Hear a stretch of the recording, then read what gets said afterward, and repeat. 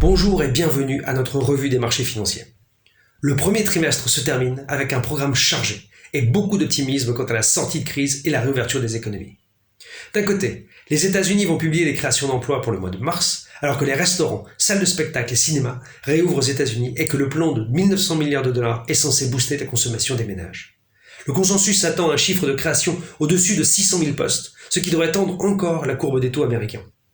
De l'autre côté, la Chine va publier ses indices d'activité économique après un mois de février en deçà des attentes. Les sous-composants, emploi et demande intérieure sont particulièrement scrutés.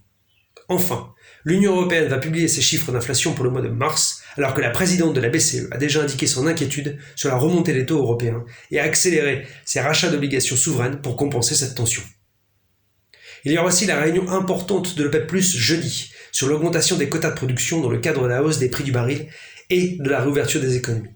Un tel mouvement semble approprié car il permettrait de stabiliser les prix du pétrole et de contenter les différents membres du cartel. Enfin, les désaccords sino-américains, qui ont pour le moment été relégués en second plan depuis l'élection de Biden, pourraient revenir sur le devant de la scène. D'autant que les autorités américaines ont défini le process de délisting des sociétés chinoises qui ne respecteraient pas les règles comptables américaines. Une pression supplémentaire sur les géants chinois qui voit également le gouvernement local durcir la réglementation sur les sociétés technologiques. Restez à l'écoute pour notre prochain tour d'horizon et d'ici là, bonne semaine.